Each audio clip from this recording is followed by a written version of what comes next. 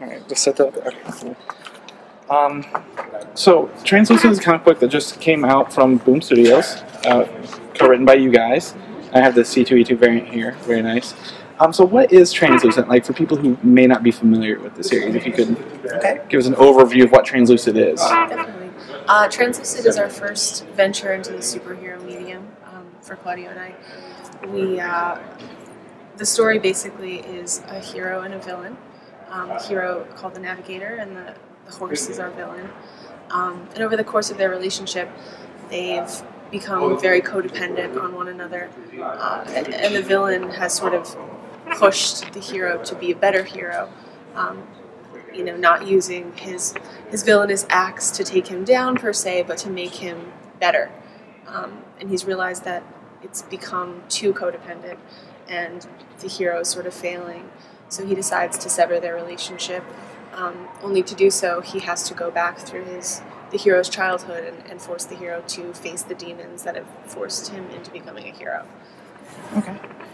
So what was the main inspiration behind Translucid? Like, what gave you guys the idea to write this comic series? About a year or so ago, I was asked to write a song for the Arkham City Batman video game. Mm-hmm. I was given a script and asked to write something that something that was inspired by it. And so I chose the relationship between the Batman and the Joker. And I just kind of thought, what would life be like without him? Without the Joker, and so just how much he really means to Batman, and more so like this unspoken love for each other. Well, I guess in maybe not so much in, but you right. Get what I'm trying to get at. Yeah. So that was really kind of the inspiration, because I've always toyed around with the idea of writing a Batman story, but I just thought, with the way this story sort of ends, I'm not so sure I'd be able to do that in the Batman universe. Okay. So that's kind of what spilled over into Translucid. The series. Okay. Did you approach Boom Studios, or did they approach you with? We have a couple of titles out with Boom. Right. So it's just natural for us to kind of go to them and present them these ideas, because it's kind of home for us at the moment. I think we had a nice lunch at San Diego Comic-Con a couple of years ago with Ross Ritchie, and just we're talking about the idea for the story, and he really liked it, and so we have a good relationship with them where we can bring them ideas, and they're always on board. They're open to it. Yeah, that's really good. That actually brings me to one of my other questions I had. Some drawn to start comparison in the story between the Navigator and the horse, between Batman and the Joker. Is that something you think will change as the series progresses? I think so. There's definitely a lot of nods, that are just like homages to the heroes that I was brought up with. Obviously Batman has his commissioner, the Navigator has his commissioner counterpart, so it's like kind of gives you an issue too. You sort of see the development of this character, where he chooses to leave a class field trip for another sort of venture, and it kind of winks at Peter Parker and Spider-Man. But for the most part, once you get out of, it definitely takes a turn and becomes its own thing. Okay. It's more like, like I said, like a little love letter to those like heroes that I love, but at the same time, it really sort of veers off and becomes its thing. Okay, so it'll grow into its own thing. Yeah, okay, great. So, like I said, the series is 6 issues. Do you see like this story maybe continuing on after this is over? Maybe like taking these characters like a prequel or other stories beforehand? There's definitely a room to do that in the way that it ends. But I think, the story that I would ultimately move into would be vastly different from the story that's contained in these 6 issues. I think at the moment these 6 issues, they're very poetic, very romantic when you get to the end, and I think if we left it that way, closed the door on it, it would feel that way. Okay. But yeah, like Chondra's saying, there is room to push into more, but it would become a different book.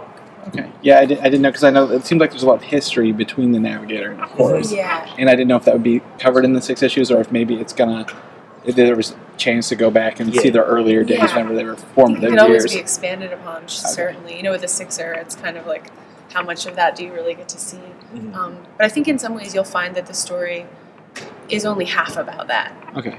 as we move into issue 2. Yeah, I mean, at the heart of it, it's an origin tale, and it's a very ambiguous origin tale. Like, it's got 2 sides to it. You know, so we'll see. Okay, yeah. Speaking of ambiguity, there's the artist child at the beginning, in the middle, and at the end. How does he factor into the story? I mean, it's kind of really ambiguous. Like, you see him drawing, you see the chess pieces, and those kind of seem like they become the characters and stuff in the story. So how does he factor in this, if you can tell us without giving it away? It's so tough to explain it without giving it away. Yeah, I think that part of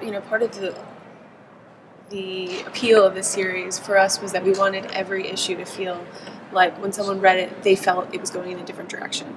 Maybe they had a different assumption of who the child was, or they had a different assumption of why he's there, or what his purpose is. So I think as you move through the other issues, you'll find, like, you know, issue 2, oh, this is what his deal is, and then by issue 3, maybe you think he's somebody else. So yeah, that's definitely part of kind of the big reveal at the end as we move forward. Okay, so we'll find out his identity and relationship to all these superheroes. Okay, yeah, it unravels. Slow burner. Okay, gotcha.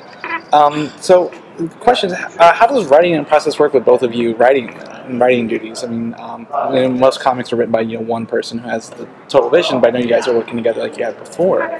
So how does that process work between the two of you to tell this story? Yeah, we like working together. We spend a lot of time together. Obviously, we're married. We're life collaborators. We're life collaborators. That's a good way to look at it. Yeah. It's really fun to be able to. I think collaboration in general can be a really positive thing, or it can be very tricky.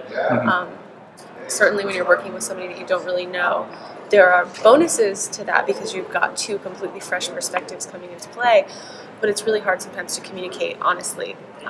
And be able to say, I don't think this is the direction that it should be going in. Or for us, we can have a knockdown, drag-out fight over what kind of hat a character can wear, and then the next day, we're fine. We're fine 2 hours later. But I think at the end of the day, it really creates a better story when you kind of understand each other's strengths. And same with an artist. If you know this is where you excel, I'm not going to step on your toes. Just makes for a really cool collaboration. I think we've kind of gotten down our groove over the years. So every new story that we work on, it gets easier and funner. Okay, so you think that honesty makes the story better? Like that you said, you can tell him what you really feel, and you can tell her. Yeah. Like that honesty makes it a stronger story. I think as a writer and as a creative in any capacity, it's like you're kind of your own worst enemy. Like living in your own head and living with the script or living with a song or whatever it is. And not having any sort of outside perspective. Sometimes you can either be your worst critic or you can not see the flaws. So to have somebody there who's like an objective, but loving loving perspective is really cool. Yeah. As far as like a process goes, I mean, it's usually I'll come up with an idea, bounce it off her, we'll start to give that idea some flesh. Chondra will start a script and send it my way, and I'll kind of edit it and make some changes, and we'll just kind of go back and forth till we find a place. And also then there's the editorial that has the TAM in it as well. So. Yeah, and we work 24 hours a day. You know what I mean? If an idea strikes, we don't have like limitations of, we'll email, you're on this coast, or most of the time we read scripts out loud together. We're not like just sending back and forth a document. Like we're engaged in it. How does this sound out loud? Is this cheesy? Things like that are cool. It's really very unique to being a couple. Okay, so it's like a real time kind of thing. Yeah, this is really awesome. So in the story, the horse is a character that's based on a chess piece, the knight, the white knight. So like, was it the chance to visually use the white knight as a villain? Was that coincidence? Was that something you guys had planned out visually, or? I think it had a lot to do with the titles that we gave them. There's a line and I'll give this away, but there's a line and I love the line. So, but there's a line in issue 2 where the Navigator was like, he says, what's the line that he says to the horse? He's like, you couldn't have picked a better name. Yeah, he says something when they first meet, something along those lines. Really, really creative title. To go with this obvious costume. And then the horse retorts, well, like you know, every navigator needs his means of transportation, and that's sort of like, or something like along those lines. So it's like we chose it. For me, I think subconsciously it chose it because, you know, these characters are always pushing each other to do better. And, you know, here is this character that's supposed to be the navigator of good. You know, he's this champion of the moral compass, and then here is this horse that's basically like taking him off in these other directions and testing him.